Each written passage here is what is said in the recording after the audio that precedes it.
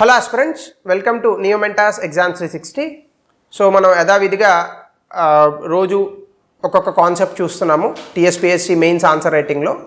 So already ఇంతకుముందు కూడా చెప్పాం 10 days ఫ్రీ ఎవాల్యుయేషన్ ఉంటుంది మన టెస్ట్ సిరీస్లో భాగంగా.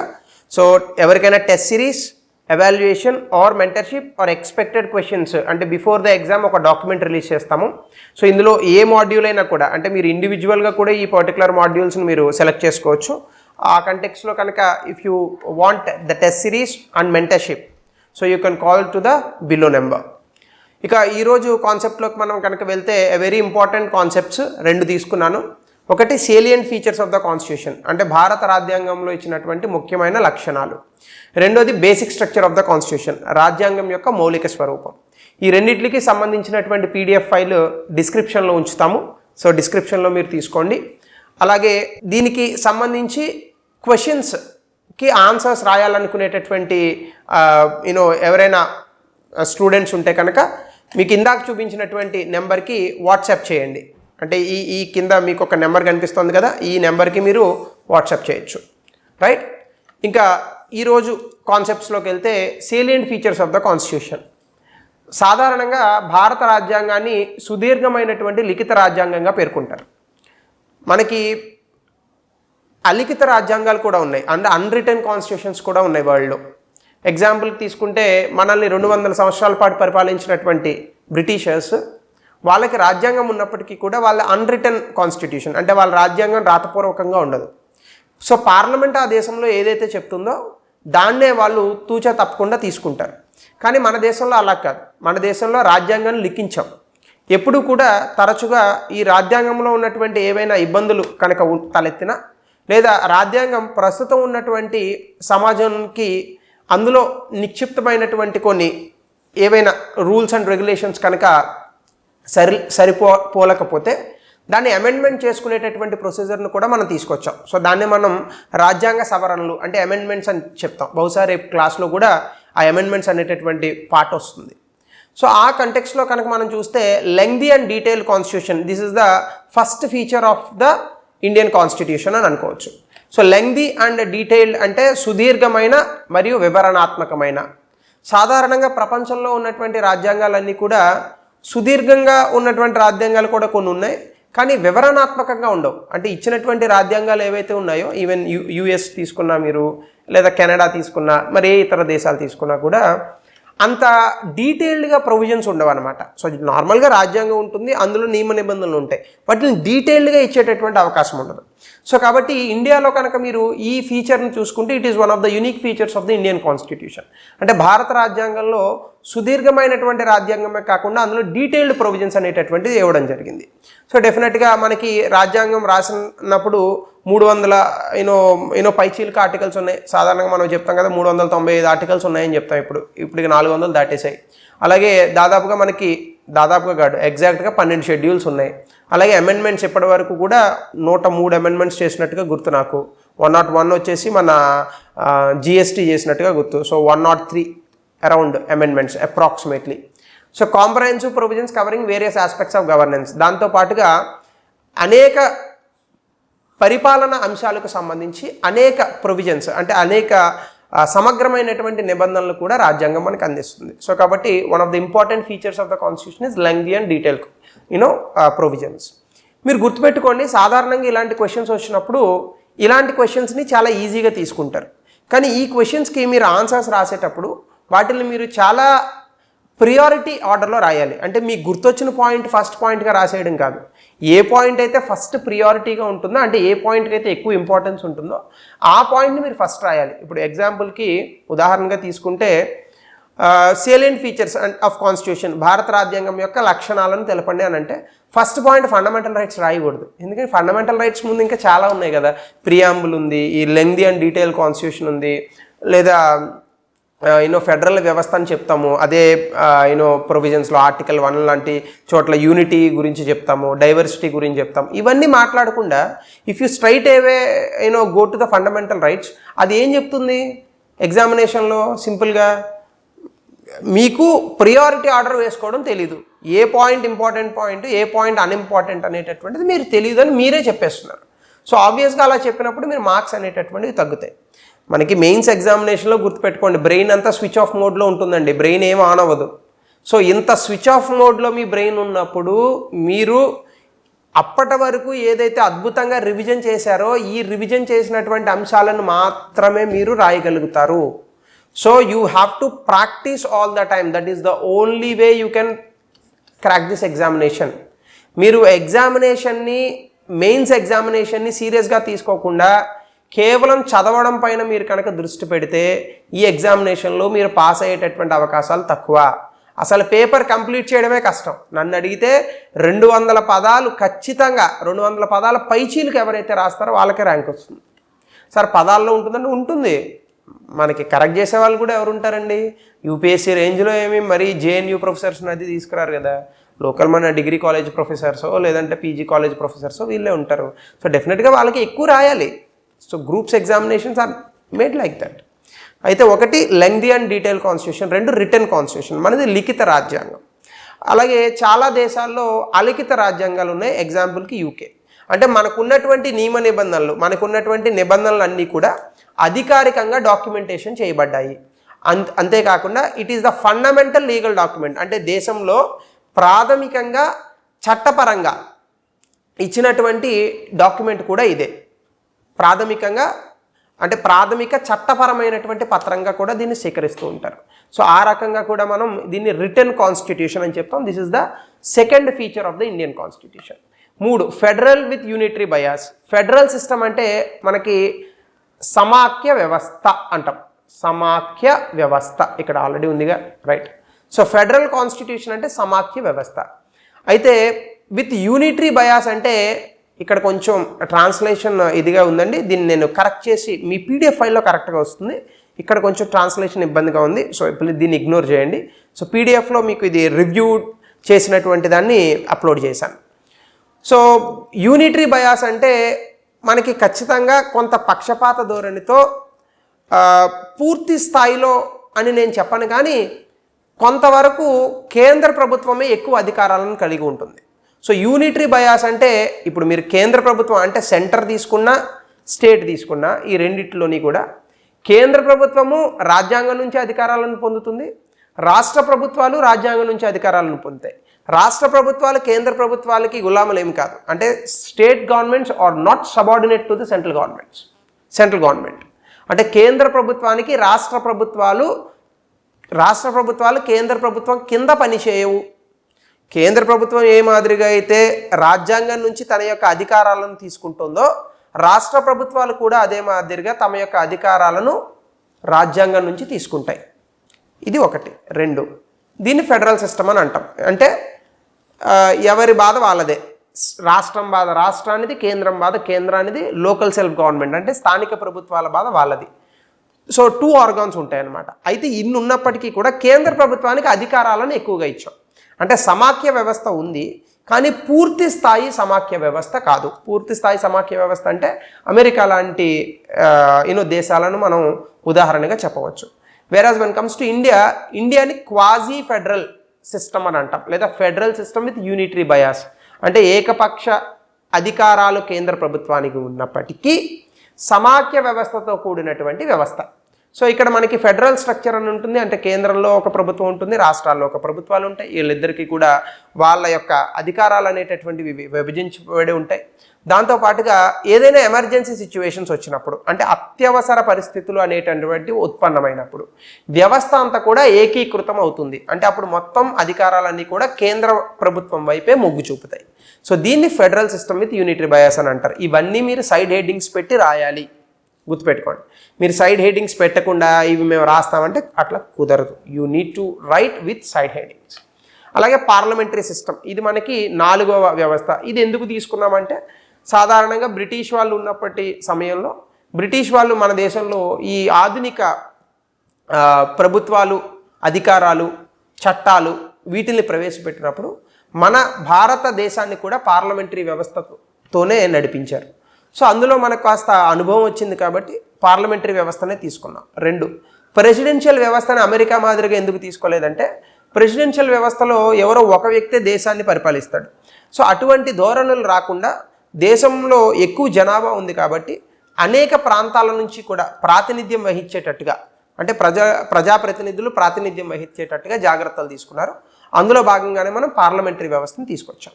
సో ఈ పార్లమెంటరీ వ్యవస్థలో మనకి ప్రెసిడెంట్ అనే ఒక ఆయన ఉంటారు. సో ఈ ప్రెసిడెంట్ ఆమె లేదా ఆయన ఎవరైనా కావచ్చు.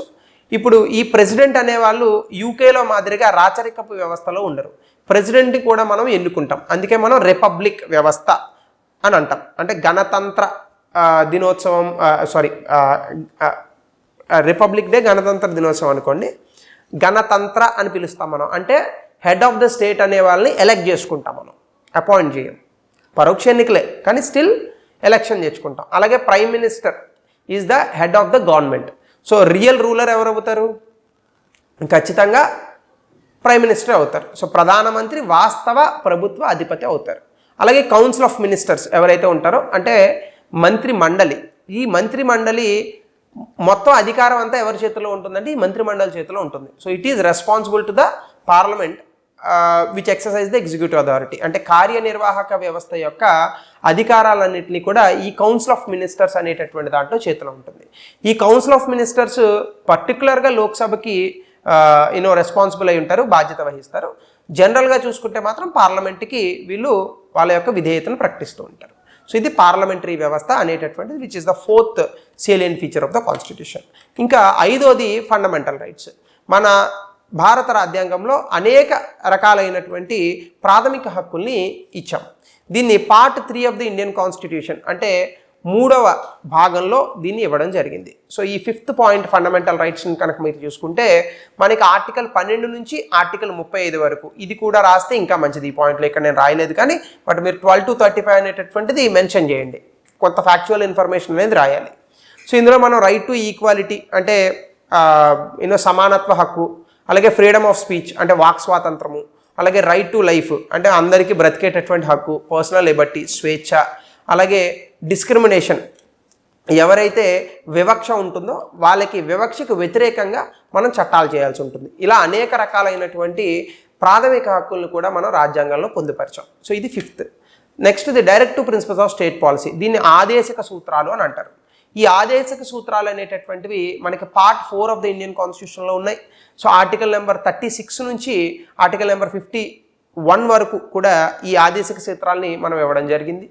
సో ఈ ఆదేశిక సూత్రాలు ఏంటంటే ప్రభుత్వం ఏ రకమైనటువంటి విధానాలను పాటిస్తే ప్రజలకు మేలు జరుగుతుంది, అంటే ఒక రకంగా ఇవి వెల్ఫేర్ ఆఫ్ ద పీపుల్ గురించి మాట్లాడతాయి. అంటే ప్రజల యొక్క సంక్షేమాన్ని మనం తీసుకురావాలంటే కొన్ని అసాధారణమైనటువంటి విధానాలను రూపొందించాలి. అయితే కొన్నిసార్లు ఈ విధానాలు ప్రభుత్వం దగ్గర డబ్బులు లేకపోతేనో, లేదా అక్కడ ఉన్నటువంటి కొన్ని రాజకీయ సామాజిక ఆర్థిక ఇబ్బందుల కారణంగానూ వీటిని ప్రవేశపెట్టలేకపోవచ్చు. సో కాబట్టి మన వాళ్ళు ఏం చేశారంటే రాజ్యాంగాన్ని రాసేటప్పుడే ఏ విధానాలను మనం భవిష్యత్తులో తీసుకురావాలి, ఏ విధానాలను మనం భవిష్యత్తులో తీసుకొస్తే ప్రజలకు మేలు జరుగుతుంది అనేటటువంటి వాటిని తీసుకొచ్చి directive principles of state policy అంటే ఆదేశిక సూత్రాలు అనేటటువంటి వాటిలో పెట్టారు. ఈ ఆదేశిక సూత్రాలు 2 రకాలైనటువంటి విషయాల గురించి మాట్లాడతాయి. ఒకటి సోషల్ జస్టిస్ అంటే సామాజిక న్యాయం గురించి మాట్లాడుతుంది. 2 ఎకనామిక్ జస్టిస్ అంటే ఆర్థిక న్యాయం గురించి మాట్లాడుతుంది. ఈ రెండింటిని కలిపితే మనం ఏమంటామంటే డిస్ట్రిబ్యూటివ్ జస్టిస్ అని అంటాం. ఏమంటాం? డిస్ట్రిబ్యూటివ్ జస్టిస్ అని అంటాం. సో ఆ రకంగా ఇది మాట్లాడుతుంది. అంటే సోషల్ అండ్ ఎకనామిక్ సామాజిక ఆర్థిక హక్కుల గురించి లేదా సామాజిక ఆర్థిక న్యాయం గురించి ఆదేశిక సూత్రాలు మాట్లాడతాయి. వేరే ప్రాథమిక హక్కులు రాజకీయ పరమైనటువంటి హక్కులు అంటే పొలిటికల్ రైట్స్ గురించి మాట్లాడతాయి. సో ఇది మనం గుర్తుపెట్టుకోవాలి. So fundamental rights they always provide the political rights, whereas when comes to the directive principles they provide the social and economic. So ఇది గుర్తుపెట్టుకోవాల్సినటువంటి విషయం. ఇది 6. 7వది ఇండిపెండెంట్ జ్యుడిషియరీ అంటే స్వతంత్ర న్యాయ వ్యవస్థ. అంటే ఏంటి స్వతంత్ర న్యాయ వ్యవస్థ అంటే న్యాయ వ్యవస్థ ఎవరి మీద డిపెండ్ అవ్వదు. సాధారణంగా మనకి ప్రజాస్వామ్యానికి 3 పిల్లర్స్ 3 స్తంభాలని చెప్తాం. 1 లెజిస్లేటివ్, 2 ఎగ్జిక్యూటివ్, 3 జ్యుడిషియరీ. అంటే శాసన వ్యవస్థ, కార్యనిర్వాహక వ్యవస్థ, న్యాయ వ్యవస్థ. ఈ న్యాయ వ్యవస్థ ఎవరి మీద ఆధారపడదు. ఎందుకంటే ఈ న్యాయ వ్యవస్థ ఎవరి మీద ఆధారపడితే ఇంక న్యాయం ఎక్కడ దొరుకుతుంది? సో కాబట్టి స్వతంత్రత కలిగినటువంటి న్యాయ వ్యవస్థ ఉండాలి అని బిఆర్ అంబేద్కర్ గారితో సహా అందరూ parliamentarians as part of the constituent assembly రాజ్యాంగ పరిషత్లో నిమగ్నమైనటువంటి లేదా రాజ్యాంగ పరిషత్లో ఉన్నటువంటి వ్యక్తులందరూ కూడా ముక్తకంఠంతో కోరుకున్నటువంటి one of the important features of the constitution is independent judiciary. So ఈ జ్యుడిషియరీ అనేటటువంటిది ఏం చేస్తుందంటే it's a Guardian of the constitution, భారత రాజ్యాంగానికి సంరక్షకునిగా పనిచేస్తుంది. సంరక్షకుడు అంటే దాన్ని ఎవరైనా తప్పుగా మాట్లాడుతున్నా లేదా దాన్ని ఎవరైనా తప్పుగా ఇంటర్ప్రెట్ చేస్తున్నా లేదా రాజ్యాంగంలో ఉన్నటువంటి కొన్ని విలువలను శాసన వ్యవస్థ కానీ కార్యనిర్వాహక వ్యవస్థ కానీ ఈ రెండు కూలదోస్తున్నా ఇలాంటి వాటిలన్నింటినీ కూడా న్యాయ వ్యవస్థే కాపాడుతుందన్నమాట. సో కాబట్టి న్యాయ వ్యవస్థలో మనకి రూల్ ఆఫ్ లా, సాధారణంగా ఇది కార్యనిర్వాహక వ్యవస్థ అలాగే శాసన వ్యవస్థ చేయాలి, కానీ ఈ రెండూ ఫెయిల్ అయినప్పుడు అప్పుడు సంరక్షకునిగా ఉంది కాబట్టి జ్యుడిషియరీ కూడా ఈ రూల్ ఆఫ్ లా అంటే చట్టబద్ధమైనటువంటి పాలన నిర్ధారిస్తుంది, అందించేటటువంటి బాధ్యత ప్రభుత్వానికి. అలాగే ఫండమెంటల్ రైట్స్, ప్రాథమిక హక్కుల్ని ఇది పరిరక్షిస్తుంది. ఏవైనా గొడవలు ఉంటే వీటిని కేసులు అని అంటాం, వాటిని కూడా పరిష్కారాలను చూపిస్తుంది, అంటే వివాదాలకు పరిష్కారాలను ఇస్తుంది గొడవలకు. సో ఇది ఇండిపెండెంట్ జ్యుడిషియరీ. 7. 8వది లౌకికవాదం. సెక్యులరిజం అంటే ఏంటి? సాధారణంగా ప్రభుత్వానికి మతానికి సంబంధం లేదు, ప్రభుత్వం ఏ మతాన్ని స్వీకరించదు. పాశ్చాత్య దేశాల్లో ఉన్నటువంటి సెక్యులరిజంకి భారతదేశంలో ఉన్నటువంటి సెక్యులరిజంకి చాలా డిఫరెన్స్ ఉందండి. పాశ్చాత్య దేశాల్లో ఏం జరుగుతుందంటే సెక్యులరిజం అంటే అక్కడ ఎలా ఉంటుందంటే అసలు ప్రభుత్వాలకి మతాలకి సంబంధం లేదు, మతం ప్రభుత్వం చాలా దూరంగా ఉంటాయి. వేరేజ్ భారతదేశంలోకి వచ్చేటప్పటికి అన్ని మతాలను ప్రభుత్వం ఒకేలా చూస్తుంది. సో ఇది డిఫరెన్స్. అంటే అమెరికా లాంటి దేశాల్లో అసలు ప్రభుత్వానికి మతానికి సంబంధం లేదు, వాడెవడో తెలియదు వీడెవడో తెలియదు. వెరాజ్ ఇండియాకి వచ్చేసేటప్పటికి ఏం చేస్తుంది, ఇండియాలో ఉన్నటువంటి పాజిటివ్ కాన్సెప్ట్ ఆఫ్ సెక్యులరిజం అంటే అన్ని మతాలను ఒకేలాగా మనం ట్రీట్ చేస్తాం అన్నమాట. అంటే అన్ని మతాలకు కూడా సమానమైనటువంటి స్వీకారం అనేది ప్రభుత్వం నుంచి ఉంటుంది. సో కాబట్టి స్టేట్ అనేది ఇక్కడ ప్రభుత్వం న్యూట్రల్గా ఉంటుంది, అన్ని మతపరమైనటువంటి వ్యక్తుల్ని ఒకే రకంగా కూడా చూస్తుంది. ఓకే, సో ఇది మనం సెక్యులరిజం అని అంటాం, అంటే మత సామరస్యాన్ని మనం ఎలా అయినా తీసుకురావాలి. సో ఇది సెక్యులరిజంలో ఒక పార్ట్. ఒరిజినల్గా ఈ సెక్యులర్ అనేటటువంటి పదం లేదు. 42nd అమెండ్మెంట్ యాక్ట్ ద్వారా 1976 ఈ సెక్యులర్ అనేటటువంటి పదాన్ని మనం ప్రియాంబుల్, నేను చెప్పాను ఇది ప్రవేశికలో మనం తీసుకొచ్చాం. సో ఇది సెక్యులరిజం. So next 8. 9వది యూనివర్సల్ అడల్ట్ ఫ్రాంచైజ్, సార్వత్రిక వయోజన ఓటు హక్కు.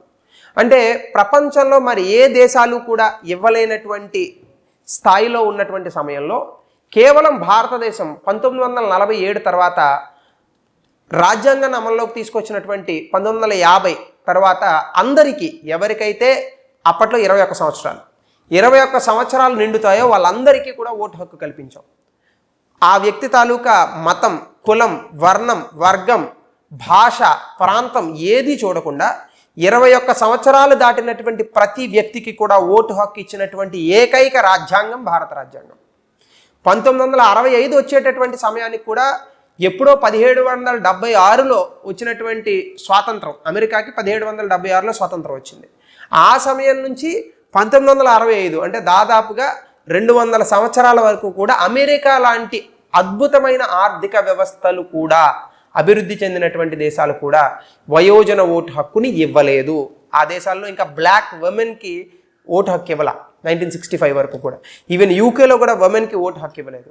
బట్ వెరాజ్ వెన్ కమ్స్ టు ఇండియా, మనం ఎంత చెప్పినా స్త్రీ సాధికారతలో మనం అభివృద్ధి చెందుతున్నటువంటి దేశమే కావచ్చు, బట్ డెఫినెట్గా మిగతా దేశాల కన్నా ముందుందామని చెప్పడానికి this is one of the best examples that you can project in your answer.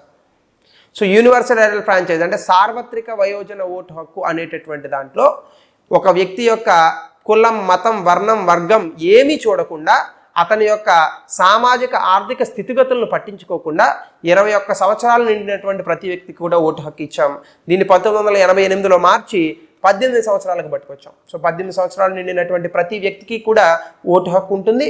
అతను భారత ఎన్నికల పోటీల్లో అంటే ఎన్నికలు వచ్చేటప్పుడు ఓటు వేసేటటువంటి హక్కు ఉంటుంది. This is all the people of India are eligible for that. అంటే మన దేశంలో ఉన్నటువంటి పౌరులందరూ కూడా వాళ్ళందరూ అర్హులే. సో ఇది ప్రజాస్వామ్యం యొక్క భాగస్వామ్యంగా మనం పేర్కొంటాం. ఇది 9th.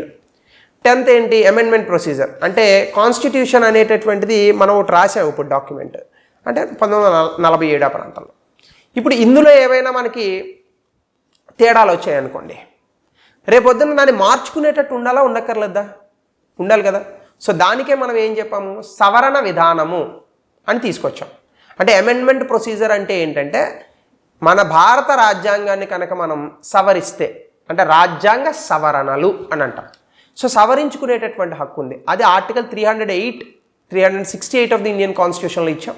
368 కాకుండా కూడా సవరణలు చేయొచ్చు. కానీ జనరల్గా కాన్స్టిట్యూషనల్ అమెండ్మెంట్స్ అన్నీ కూడా ఆర్టికల్ 368లో మనకు కనిపిస్తాయి.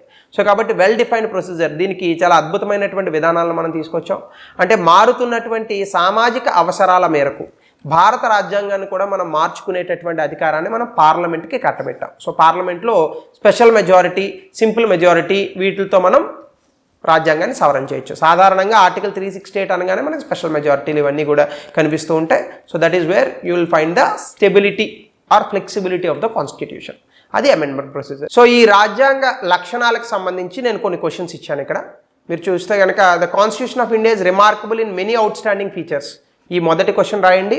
అలాగే 5వ question, explain any 5 salient features of the constitution. ఈ 4వ క్వశ్చన్ కూడా రాయొచ్చు మీరు. సో ఈ రెండింటిని కూడా మీరు తీసుకోవచ్చు. దాని తాలూకా తెలుగు, భారత రాజ్యాంగం ఇతర రాజ్యాంగాలతో పోల్చి చూస్తే అనేక విశిష్ట లక్షణాలను కలిగి ఉంది, తగిన ఉదాహరణలతో రాయండి. అలాగే 4వది, భారత రాజ్యాంగంలో ఏవైనా 5 ముఖ్యమైనటువంటి లక్షణాలను వివరించండి. ఇంతకు మించి క్వశ్చన్ వచ్చేటటువంటి అవకాశం లేదు ఇందులో. సో కాబట్టి ముందు ఇది రాయండి. రేపటి క్లాస్లో మనం basic structure of the constitution అనేటటువంటి దాన్ని తీసుకొని మనం అనాలిసిస్ అనేటటువంటి చేద్దాం. So again those who want to join the TSPSC Group 1 test series, please contact the below number. So thank you. Have a nice day.